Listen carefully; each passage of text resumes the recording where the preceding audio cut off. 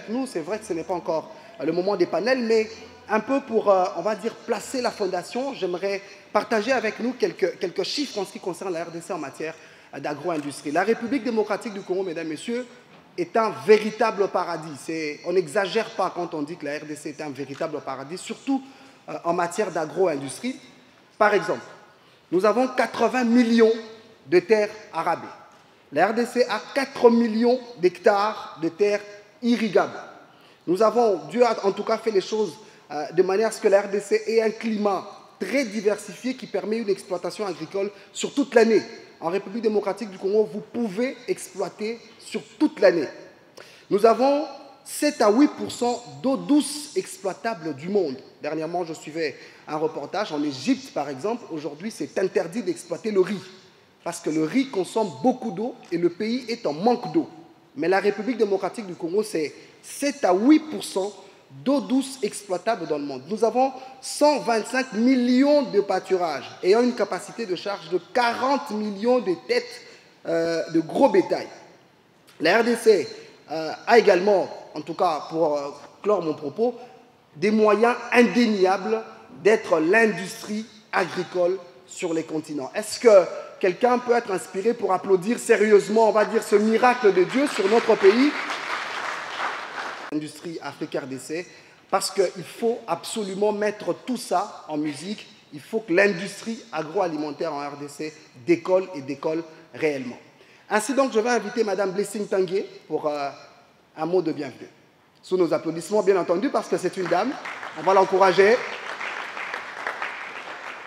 Excellences, Monsieur le vice-ministre, ministre de l'économie nationale, ici représenté, Monsieur le directeur général du Fonds pour la promotion de l'industrie, FPI en cycle, Monsieur le directeur général de l'Office congolais des contrôles, OCC, ici représenté, Monsieur le directeur général du Centre hospitalier universitaire Renaissance ex-Mamaemo, Mesdames et Messieurs, chefs d'entreprise, distingués invités à vos titres et qualités respectives, bonjour. C'est pour nous un honneur et un plaisir de prendre la parole pour vous souhaiter la bienvenue à cette activité de ce samedi 7 juin dans cette grande salle du ministère des Affaires étrangères. Nous sommes honorés de votre participation à cet événement majeur dédié à l'agro-industrie en RDC avec l'option de soutenir l'économie nationale. Ce forum organisé par la Chambre de commerce et d'industrie Afrique RDC, CCIA-RDC en cycle, a pour thème « Défis et opportunités pour une économie résiliente » qui sera abordé sous 2 axes. Le premier panel parlera du secteur industriel en RDC, opportunités par fiscalité et accompagnement gouvernemental. Le deuxième panel parlera de l'industrie agroalimentaire et d'emballage, rôle, enjeux et opportunités.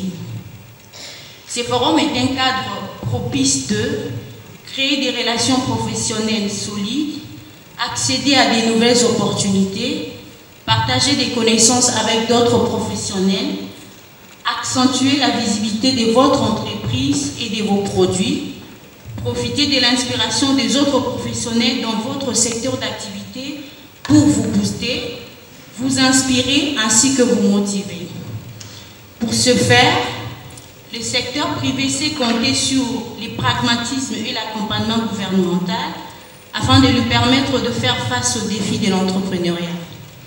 À ce sujet, ce forum appelle du haut de cette tribune les gouvernements à prendre des mesures concrètes pour permettre à nos entreprises d'en tirer les meilleurs profits et d'atteindre l'expansion en Afrique ainsi que partout ailleurs. Avant de terminer mon propos, je voudrais solennellement réitérer les remerciements du monde des affaires au gouvernement congolais. Je voudrais leur traduire toute notre reconnaissance pour les efforts consentis jusqu'ici, en faveur du secteur privé bien évidemment. Je formule le vœu de nos échanges que nos échanges aboutissent à des recommandations fortes et effectives des entreprises congolaises évoluant dans le secteur agro-industriel, dans le chaîne de valeur gage d'un développement soutenu de notre économie. Je souhaite plein succès à nos travaux, je dis et je vous remercie. une exposition de certains de nos produits locaux. Et j'aimerais que l'on applaudisse sérieusement ces entreprises, en tout cas congolaises, qui se battent tous les jours pour apporter de l'innovation, en tout cas, en ce qui concerne l'agro-industrie. Nous allons inviter le président national de la Chambre de commerce et d'industrie Afrique RDC. Il s'agit de M. Gabi, sous nos applaudissements, M. Gabi Kalumbangoy, qui avance pour un discours. Excellences, Messieurs les vice-premiers ministres, ministres de l'économie ici représentés,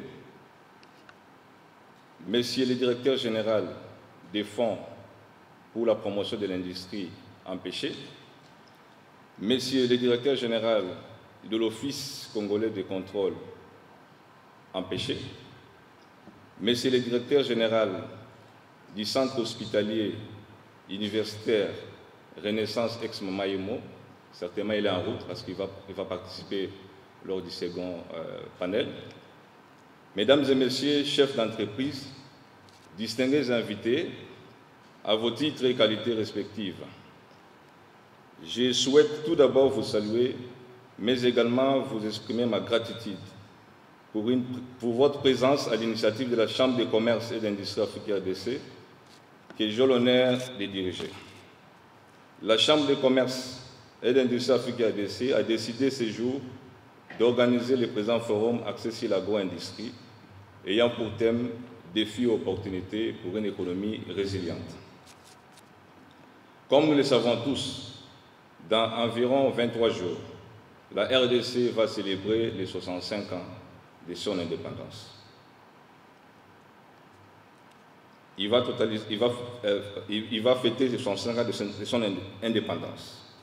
Et il est donc opportun de prendre un moment pour évaluer les acquis de notre indépendance. Sur le plan politique, il n'y a pas assez de contestation car la RDC est un État démocratique qui jouisse de ses droits tant au niveau national, régional qu'international. Tandis que sur le plan économique, et selon les statistiques à notre possession, la RDC se présente comme un État qui n'est pas véritablement indépendant. Mesdames et Messieurs, nous devons garder à l'esprit que dans le monde actuel, le positionnement des États dépend en grande partie de leur potentialité économique et technologique. Si la Chine parvient aujourd'hui à rivaliser avec les nations qui étaient hier autrefois considérées comme des grandes puissances, c'est en raison de ces avancées économiques et technologiques. Mesdames et Messieurs, le monde est un lieu d'échange où l'on donne et l'on reçoit. Une citation biblique dit « La main qui donne, c'est elle qui domine ». Je peux également ajouter que la nation qui attend qu'on lui donne n'est pas indépendante. L'économie industrielle mondiale fait de la RDC un pourvoyeur de matières premières, je cite, de matières premières minières et agricoles, et un importateur des produits manufacturés. Cette situation n'a significativement généré ni richesse, ni emploi, mais au contraire, elle est à l'origine d'une pauvreté généralisée.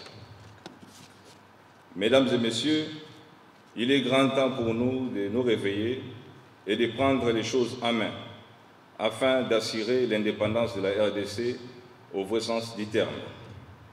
Le fait cardinal Monseigneur Passigna disait « Le plus important, ce n'est pas ce que les pays nous offrent, mais le plus important, c'est ce que nous offrons au pays ».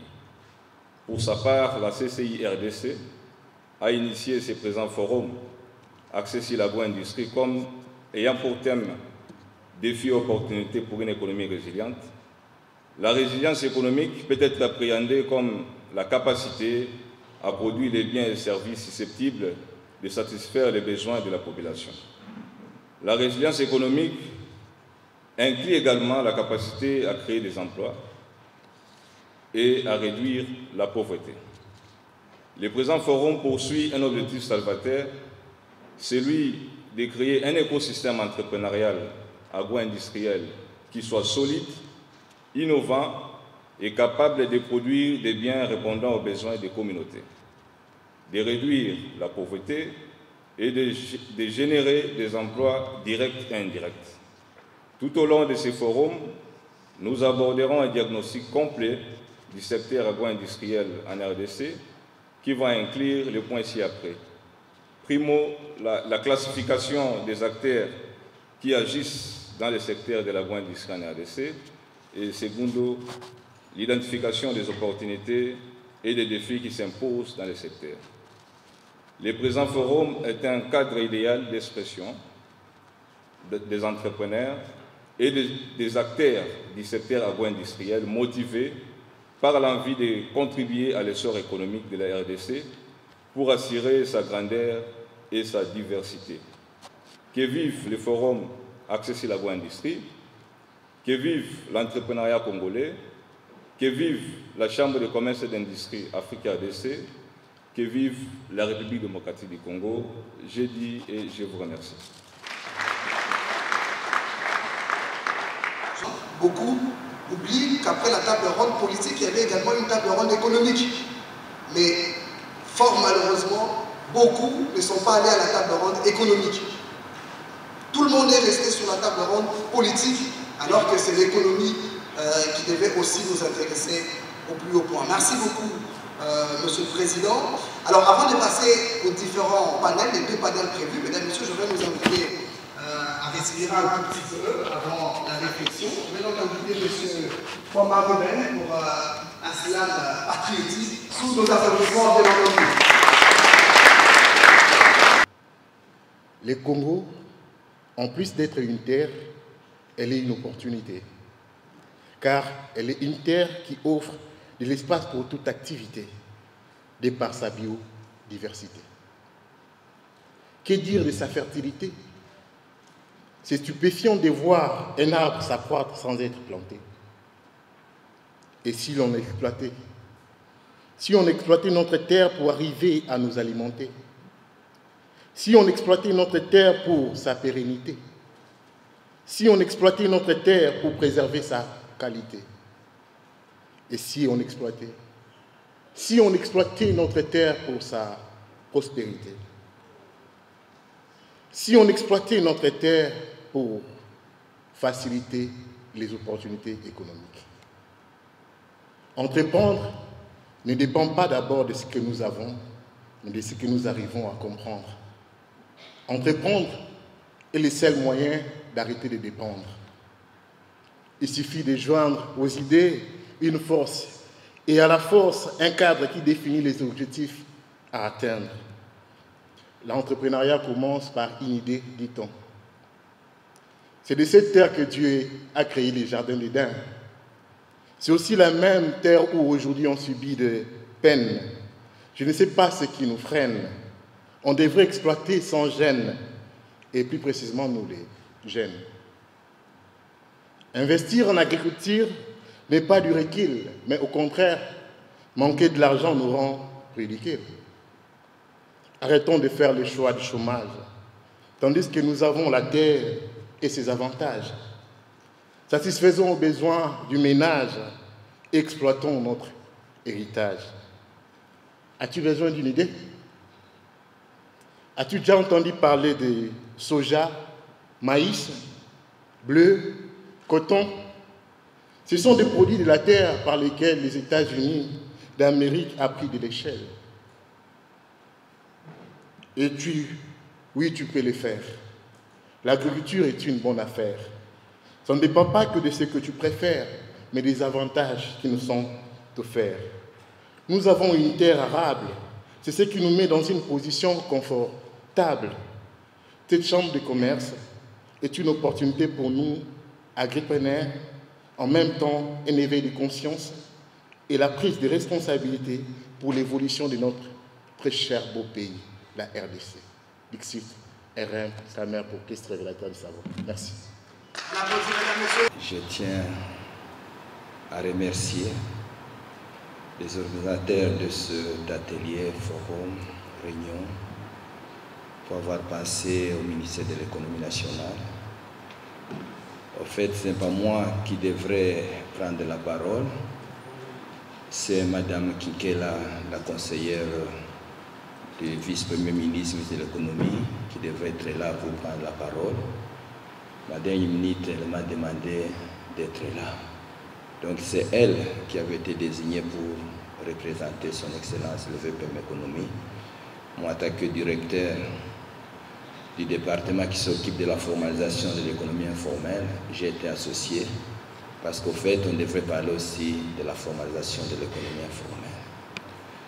Ainsi, le matin, quand j'ai visité les stands, j'étais vraiment impressionné par l'intelligence des Congolais.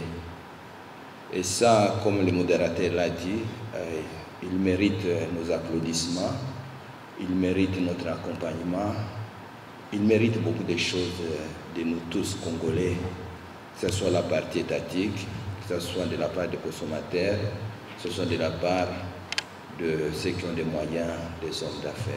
Donc si nous formons bien cette trilogie, nos amis qui ont des idées, nos amis qui ont des moyens, avec l'État, je pense que ça peut marcher. Je disais à quelqu'un, si c'est que tu fabriques ici, il y a 1 million de Congolais qui achètent pour toi à $1, tu as déjà 1 million de dollars et tu deviens millionnaire comme ça. Voilà, nous devons encourager la culture de consommer congolais, nous devons encourager tout cela. Cela étant dit, je vais faire mon mot qui était beaucoup consacré et concentré sur la formalisation du secteur informel. Et dans le panel maintenant, on va bien discuter du texte. Merci beaucoup. Excellences, Mesdames et Messieurs les ministres ici représentés, honorables sénateurs et députés ici représentés, Mesdames et Messieurs, distingués invités à vos qualités et grades, tout protocole observé. C'est pour moi un honneur et un privilège de prendre la parole devant vous à l'occasion de ce grand forum. Considérant le rôle que joue le ministère de l'économie nationale dans le processus de formalisation de l'économie informelle en République démocratique du Congo, l'organisation de cette activité s'inscrit dans le cadre du programme mis en place et piloté à ce jour par le vice-premier ministre de l'économie nationale, son Excellence, M. Daniel Mukoko Samba. Mesdames et Messieurs, distingués invités, prenant la parole devant vous à l'occasion de ce forum, je me trouve devant une opportunité, étant que représentant du ministère de l'économie nationale, de vous faire part de quelques efforts déployés à ce jour par notre ministère pour le leadership de son Excellence Daniel Mukoko Samba, conformément aux attributions telles que prévues dans l'ordonnance, je passe, et dans le programme d'action du gouvernement. Depuis sa prise de fonction comme vice-premier ministre de l'économie nationale, son Excellence Daniel Mukoko Samba a pris à ferme un engagement avec le secrétaire général de l'économie nationale de faire la formalisation du secteur informel les piliers de son action publique pour la croissance et l'émergence de l'économie de notre pays. Les activités ci-dessus sont en train d'être exécutées. Ainsi, se basant sur les 6 engagements pris par le chef de l'État, son Excellence, Monsieur le Président de la République, chef de l'État, pour son second mandat, vise à créer plus d'emplois pour résorber le chômage et hisser le secteur de l'économie de la République démocratique du Congo. S'inscrivant dans cette vision du chef de l'État, le vice-premier ministre, ministre de l'économie nationale, a lancé officiellement au mois de février de cette année le processus de formalisation du secteur informel en République démocratique du Congo. Un comité technique multisectoriel des experts des ministères et services techniques concernés est mis en place et déjà opérationnel. Une feuille de route validée par le comité technique prévoit des actions efficaces d'identification, de numérisation et d'encadrement par des mesures incitatives des acteurs et activités économiques informelles en République démocratique du Congo. Le dialogue diagnostique avec les secteurs du secteur informel en RDC est également en cours. L'une des particularités de notre stratégie est de faire une formalisation réforme qui touche sur les aspects d'urbanisation et d'engagement et d'aménagement du territoire en créant des espaces dédiés aux activités économiques. Il s'agit d'une approche holistique de formalisation qui intègre les activités de réhabilitation, de réaménagement et de modernisation des sites, de recoupement des acteurs nouvellement formalisés dans les meilleures conditions de travail qui tiennent compte des règles d'hygiène, de salubrité, de protection d'environnement et de la santé publique. Ce processus prend forme est à devenir la référence nationale en matière par son caractère inclusif et son approche de coordination de toutes les initiatives de formalisation initiées ici et là. Ce processus est pour moi un levier fort de la croissance économique qui va impacter à coup sûr la production locale par la création d'emplois et l'encadrement de la main-d'œuvre. L'épineuse question du captage des données par l'identification des acteurs et des activités informelles sur l'ensemble du territoire national retient toute mon attention. La cartographie des pôles ou zones fortes de concentration d'activités informelles dans quelques villes pilotes ciblées est presque terminée. Le déploiement des agents enquêteurs sur le terrain pour le travail d'identification, d'enregistrement et de formalisation effective des acteurs et unités économiques informelles est imminent. Le résultat du dialogue diagnostic en cours et les enquêtes que nous allons incessamment organiser vont permettre au gouvernement et particulièrement au ministère de l'économie nationale d'avoir une base de données avec des statistiques par secteur des acteurs identifiés et formalisés, dans le but de mener en faveur de ces derniers des actions d'accompagnement et d'encadrement adaptées aux besoins spécifiques de chaque acteur dans son secteur. C'est ici l'occasion de saluer le travail fait par la Chambre de commerce et d'industrie en Afrique, RDC, en sigle, qui réunit les structures de production, d'élevage, de pêche, de culture et de transformation. À ce stade ici, nous apprécions, Monsieur le Président, et nous en avons parlé au VPM, et nous avons une réunion autour de ça, pour vous dire que nous vous encourageons. Raison pour laquelle le vice-premier ministre n'a pas hésité de désigner une délégation qui devrait être avec nous ici pour vous soutenir. Parce que le travail que vous êtes en train de faire, c'est un travail de qualité. Si vous pouvez applaudir notre chambre de commerce. Je disais que c'est ici l'occasion de saluer le travail fait par la Chambre de commerce et d'industrie qui réunit des structures de production, d'élevage, de pêche, de culture et de transformation. Elle dispose à ce jour d'une base de données électroniques qui facilite l'identification des unités informelles via des formulaires de questions, comme nous a dit que vous avez. C'est l'occasion pour nous de vous rassurer, au nom du ministère de l'économie nationale, que vous avez de la place dans le processus de formalisation en République démocratique du Congo, car le travail que vous faites cadre avec les objectifs et missions que nous nous sommes assignés. Je salue par cette occasion les rôles des partenaires techniques et financiers, et particulièrement les banques commerciales, dans le cadre de ce processus, surtout avec leur concours à la phase ultime d'encadrement, d'accompagnement et protection des acteurs formalisés par des mesures incitatives pour qu'ils demeurent dans la formalité. Nous avons bien souhaité, peut-être à la prochaine occasion, que nos banques commerciales, nos structures d'assurance puissent être avec nous. Parce que nous devons former cette trilogie, l'État, les partenaires techniques et financiers, eux, les savants que vous encadrez. Si cette trilogie fonctionne bien, je vous assure que nous pouvons décoller et faire décoller notre économie. Mesdames et messieurs, distingués invités, pour terminer, je voudrais m'adresser à tous les acteurs et partenaires concernés par cette question de formalisation du secteur informel. En se lançant dans cette démarche, le gouvernement vise à promouvoir, à valoriser et à réorganiser les conditions de travail des petits entrepreneurs congolais pour qu'ils deviennent plus compétitifs et plus productifs, à l'instar des autres petits entrepreneurs d'autres pays du continent africain et du monde. Voilà au fait ce que nous voulons. Que nos savants que j'ai vus à l'extérieur avec leurs stands, qu'ils puissent être compétitifs, qu'ils puissent améliorer l'outil de production. Parce que ce sont eux les créateurs de richesses, ce sont eux les créateurs d'emplois. Et nous devons les accompagner. C'est la raison pour laquelle nous saluons le travail que la Chambre de commerce est en train de faire.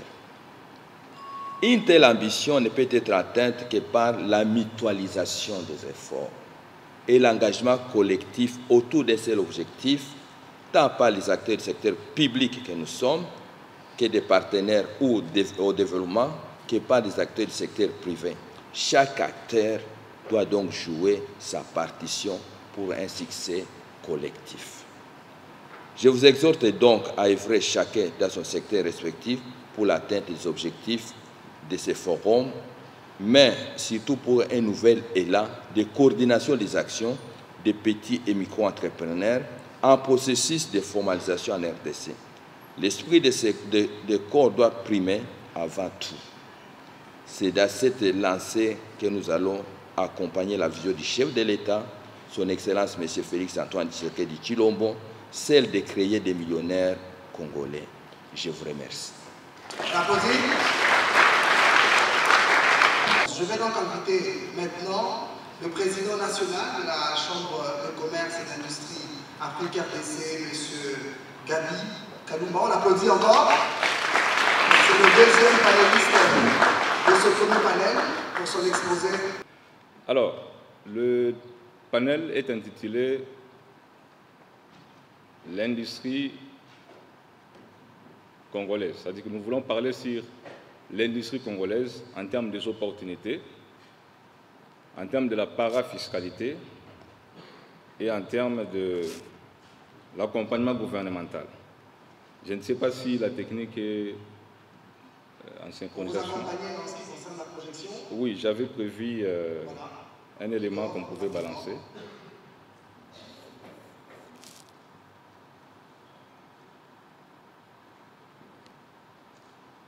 Comme je l'ai dit tantôt dans mon mot d'introduction, que la RDC, c'est un pays qui a une économie extravertie. C'est-à-dire une économie qui est tournée vers l'extérieur, que ce soit dans les importations ou les exportations. La RDC ne gagne pas assez.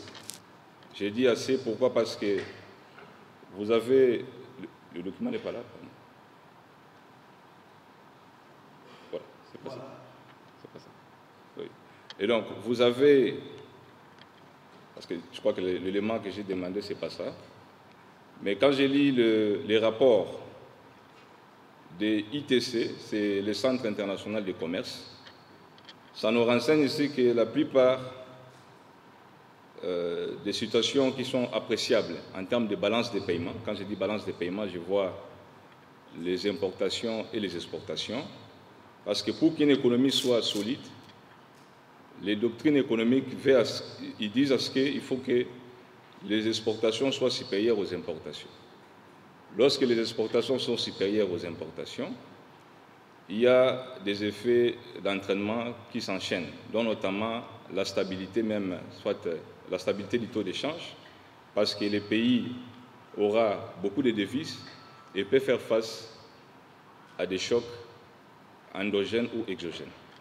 Alors, la configuration de la balance des paiements de la RDC nous montre que pour les produits miniers, je cite le cuivre, je cite ici les métaux communs comme tout ce qui est comme étain et autres, la RDC, la balance des paiements représente un solde qui est positif.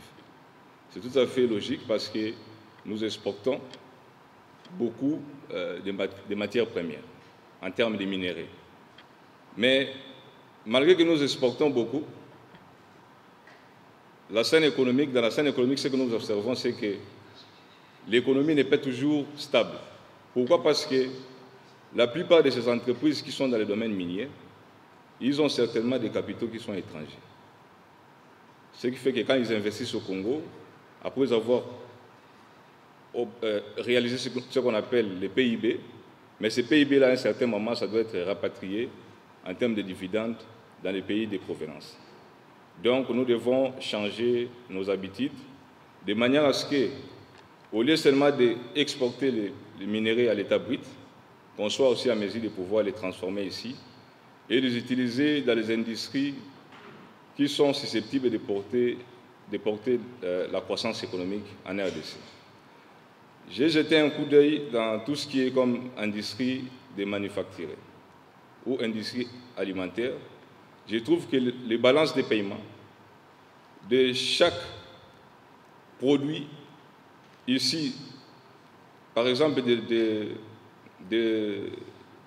la manufacture, dégagent des soldes qui sont négatifs.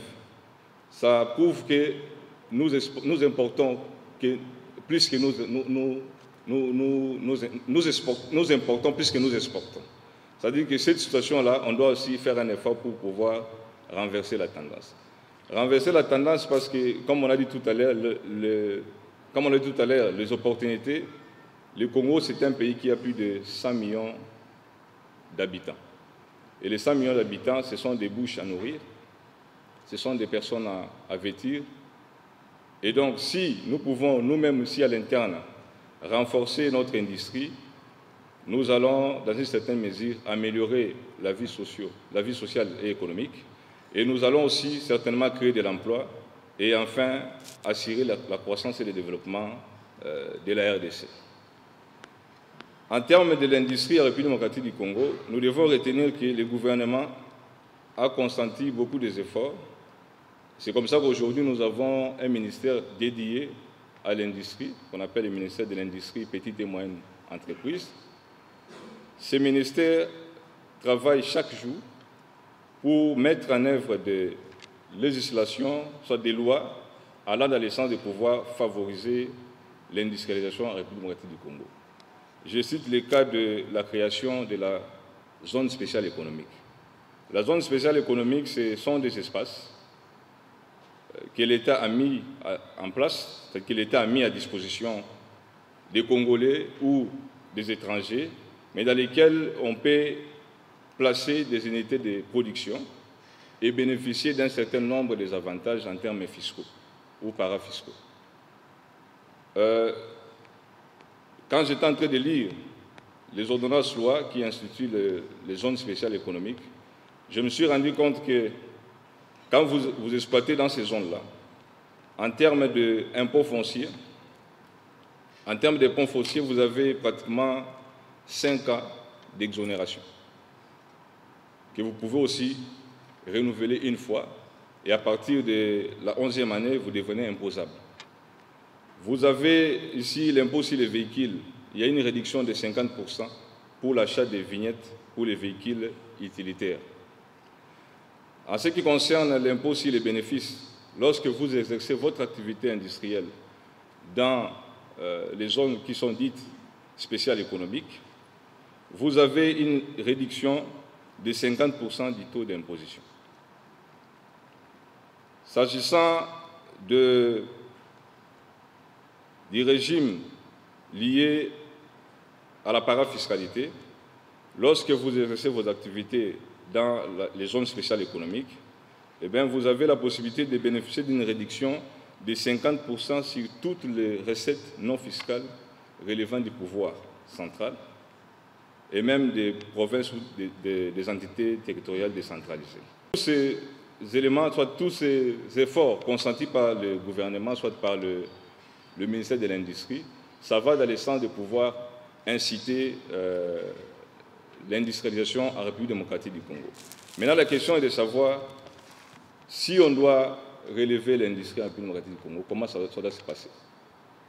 Ça se passera, moi je pense que comme le directeur l'a dit, il faut une cohésion.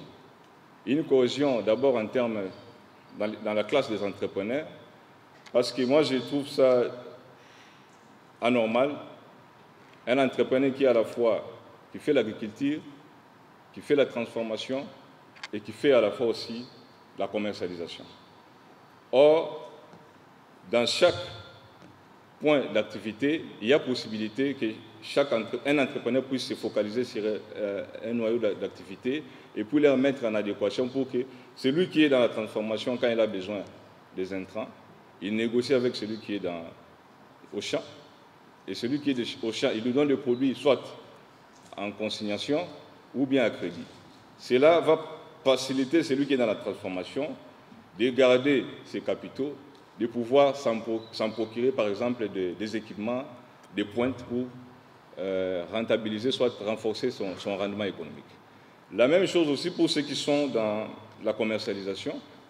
Au lieu que celui qui transforme se mette encore à vendre, plus facilement, ils peuvent prendre les produits transformés en consignation parce qu'ils maîtrisent bien les circuits de vente, ils vont vendre facilement. Et ce qui va faire que tout le monde dans la chaîne de distribution sera beaucoup plus productif et rentable.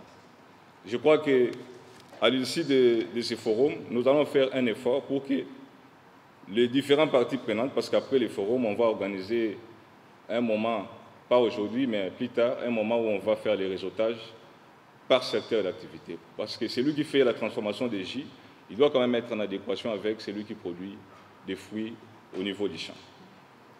Alors, parmi les efforts aussi que le gouvernement essaye de faire, je crois que tout récemment vous avez suivi, par le truchement des fonds pour la garantie de l'entrepreneuriat et les fonds pour la promotion de l'industrie, il y a un programme qui vient d'être lancé, appelé Vijana.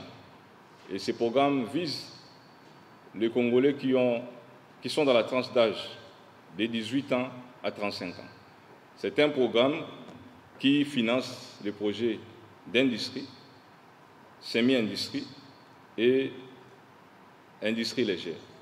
Et le financement va jusqu'à 50 000 $, garanti par le FOGEC. Et vous avez un taux d'intérêt de 4% l'an. Donc c'est un mécanisme qu'on a mis en place pour soutenir l'entrepreneuriat, mais spécialement l'entrepreneuriat des jeunes. Mais quand on dit jeune, ce n'est pas seulement avoir 35 ans, parce qu'une entreprise peut aussi appartenir à un vieux, mais si dans l'entreprise vous avez un actionnaire majoritaire qui a 51%, vous êtes éligible à ce genre de financement. Et pour être éligible, on ajoute encore qu'il faut faire partie d'une structure d'incubation. C'est comme ça que nous, on se présente comme des structures d'incubation. On vous encadre dans la formalisation de vos projets et même dans le fait de pouvoir réunir les documents comme levé le ministère de l'économie par rapport à la formalisation des activités informelles. Alors, je crois que j'ai passé un tout petit peu en revue ce que j'avais prévu aujourd'hui. Donc, je laisse la parole au modérateur et certainement, je vais me remettre au public, effectivement, pour répondre à différentes préoccupations qui seront soulevées.